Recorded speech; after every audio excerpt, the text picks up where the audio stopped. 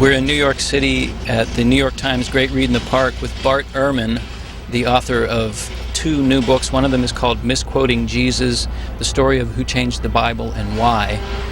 Briefly, who did change the Bible? Well, the New Testament that we have today was handed down over the centuries by scribes who copied the text before the invention of printing. These scribes changed the text when they copied it. Sometimes scribes, of course, would be faithful in their reproduction of the text. They'd write the words that they were copying, but sometimes they would change the words. Often this was just a matter of mistake. They would simply misspell a word or leave out a word or add an extra word or leave out a line, leave out a page. Sometimes, though, the scribes would intentionally change the text when they wanted it to say something other than it actually said. And so on occasion, scribes would change the text to make it say what they wanted it to mean. So there are a lot of people around who are very religious who, when they hear someone say they made a mistake, would probably reject that right away. Is that true? And how are those people receiving this book?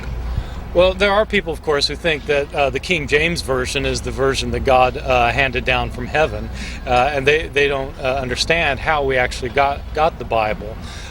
No, there aren't any scholars who doubt that scribes changed the manuscripts, and in fact, nobody really can doubt this who looks at the situation, which is that we have over 5,000, over 5,400 manuscripts of the New Testament in the Greek language in which it was originally written. We don't have the originals, we have copies made centuries later. And we can compare these copies with one another. And when we compare these copies, all of them are different from one another. No 2 of them are exactly alike in their wording. So clearly somebody's changing the text. In fact, everybody's changing the text. Otherwise, we'd have copies of the New Testament that would be exactly the same. But we don't have. So scribes are clearly changing the text. If you were to recommend to somebody a current version of the Bible to read that was closest by your estimation to whatever original is, what would you say? I think most modern translations are done by scholars who know full well that this is a problem. And all of the modern translations try to go back to what they consider to be the original text. My own personal preference is for the New Revised Standard Version, which is a translation done by a committee with a wide range of theological and religious commitments so that it isn't biased one way or the other, as a number of other translations are. When you mentioned the King James Bible, take that as an example. Where does that come from? The King James translation was done in 1611, so the early 17th century, 400 years ago now. And it was done by a very good committee of scholars in England. The difficulty with the King James translation is not its wording as far as the English goes. I mean, it's a classic of English literature that certainly should be read by everybody because it's such a great piece of literature. The problem is that these 17th century translators were basing their translation on manuscripts that were available to them. And in the 400 years intervening till now, we've discovered thousands of more manuscripts, many of them far more ancient than the ones that were available to the King James translators. So their translation is based on manuscripts that were more recent rather than more ancient, and so modern translations take that into account and provide a more accurate translation of what the original authors actually wrote. And in your own history, as a person who studied the Bible, you've gone through a lot of changes. You originally were a fundamentalist, is that fair to say? Yeah, I started out being interested in the Bible as a young fundamentalist Christian. I had a born-again experience when I was in high school, and decided that I wanted to study the Bible from the perspective of one who understood that it was completely without error.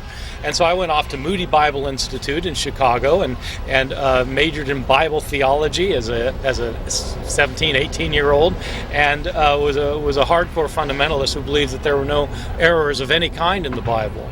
In part, it was my dawning understanding that we don't have the originals any longer that made me change my view, because I came to think that if we don't have the originals, then it doesn't make sense to say that the originals were without error, because we don't have the originals. We have later copies, and these copies do have errors in them.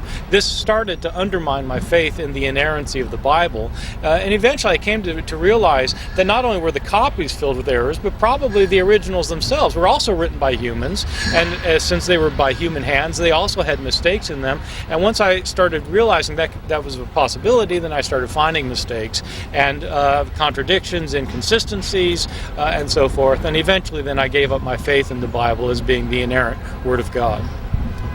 How would you characterize your faith now?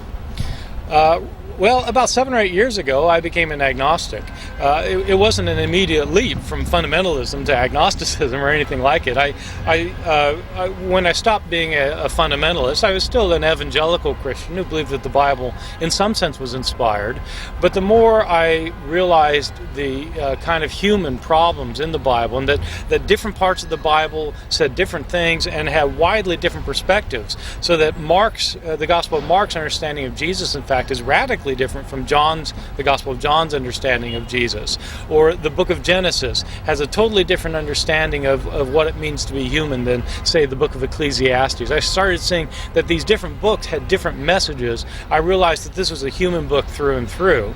I eventually became a fairly liberal, mainstream Christian, was involved with the Lutheran Church, then an Episcopal Church, until finally about 7 or 8 years ago I realized I no longer can say the Nicene Creed in good faith. And at that point I decided I simply couldn't be a Christian anymore. Do you know anyone who believes that the Bible is inerrant and has studied or read some of your books and changed their opinion about the Bible but retains a strong faith? I know a lot of people who agree with me about the Bible in terms of the mistakes made by scribes, and the Bible being a very human book that has inconsistencies in it and various points of view represented in it, who still are firm believers, who understand still that Jesus is God, who think that God is almighty, and are firm believers in every sense. But they simply don't have this fundamentalist view of the Bible or this evangelical view of the Bible.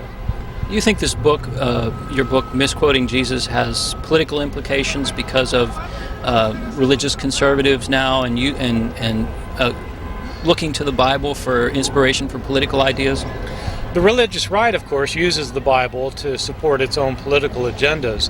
And one of the things that I came to realize a long time ago is that you can quote the Bible for just about any agenda that you want. That's why you have the Bible being quoted on the House floor or the Senate floor all the time by people taking different points of view, and not just in Congress, but also just in daily debates about issues such as abortion or nuclear proliferation or the war in Iraq. People can quote the Bible. It's because the Bible isn't one thing. The Bible's a lot of things written by a lot of different authors in a lot of different time periods with a lot of different points of view. So the Bible simply can't be used to settle any particular question, because the Bible has lots of answers to lots of questions, and so I think that that's probably a misuse of the Bible to try and use it to promote a particular political agenda. Your newest book is about the Gospel of Judas. Could you describe basically how that came about? The Gospel of Judas just appeared 6 months ago. It had actually been discovered in 1978, but now has come to light by scholars translating it and making it public 6 months ago. And so I've written a book about the Gospel of Judas as one of our earliest Gospels that didn't make it into the New Testament. It's a fascinating book, the Gospel of Judas, because it shows Judas not as the villain of the gospel story, but as the hero. He's the hero because in the Gospel of Judas, Jesus and Judas agree that Judas is going to betray Jesus. And they agree on this because in this gospel, Jesus, like many of us, is a spirit who's entrapped in a human body who needs to escape. His body has to die so his spirit can escape, and Judas is the one who makes it possible. So Judas is portrayed as the good guy in the story, and he's the one who's the closest disciple to Jesus, the one to whom Jesus can deliver a secret revelation about how we can escape this body of ours to return to our heavenly home. You are relatively young, and you've already written 19 books, is that, or edited that many? And you've touched on so many subjects in your work. Where do you go now? Well, the next book I'm writing for a popular audience is actually going to be the problem that shifted me from being a believer to being an agnostic. It's the problem of how we account for suffering and pain in the world. I came to a point where I could no longer reconcile my belief in an all-powerful God who was a loving God who was in control of this world with the state of the world, with the pain and the suffering that's so rampant. And so I'm going to be writing a book on how different biblical authors deal with this problem of suffering, and how there are different answers for why there's suffering in different parts of the Bible, so that Job has one answer, Ecclesiastes has another answer, the Psalms have another answer, the prophets have another answer, and so it'll be wrestling with this problem of suffering from a biblical perspective.